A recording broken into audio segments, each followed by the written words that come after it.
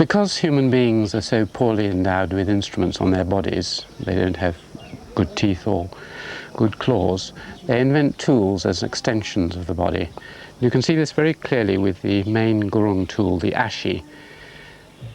Because we haven't got a claw, we make one out of iron, and it's just like a human claw.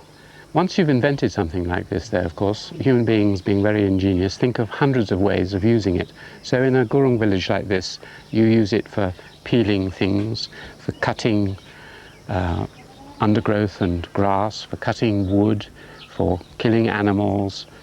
There are all sorts of uses. You can put it between your toes and sever meat on it like this. And because it's so versatile, in a way it's another kind of trap, because there was no need to invent all sorts of specialized tools. So in a sense, the gurungs have adapted halfway. They've got simple tools but nothing much more. The disadvantage of having a tool like this is that it's pretty good for everything, but it's not very, very good for anything. And so in a village like this, you have a multiple purpose general tool which will do things pretty well. In the West, on the other hand, there was a great emphasis on precision and on division of tools, so that you have precise, exact tools for every task, which makes each task more efficient. But it's much more expensive, and you need much more time and effort to do that. So this really blocked the development of much more precise tools.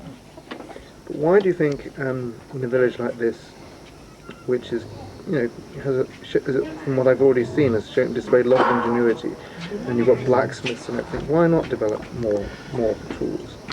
Well, one wonders why they didn't develop more precise tools. One of the reasons is that the blacksmiths can only do very simple things. They can't make anything much more complicated than this. It's a very primitive craft, and the blacksmiths are outcast. They have very little capital, they have no time, and they're not encouraged to be inventive. So that's one of the reasons.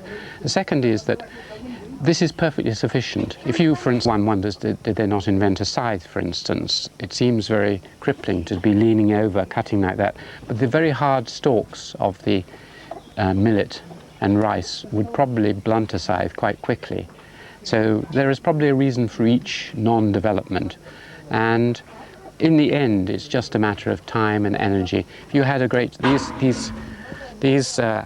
These houses have very few tools at all. They're very expensive. The capital locked up in tools is just really beyond most households. This is all they have, and an iron-tipped plough. Those are the two tools with the very simple hoe. 3 tools does everything.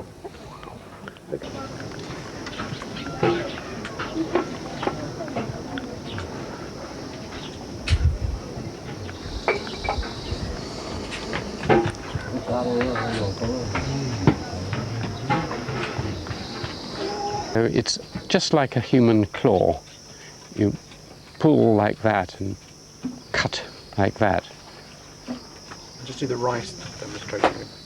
Okay. Yeah, the rice. Or you can cut grains towards you and tug like that. It's very efficient.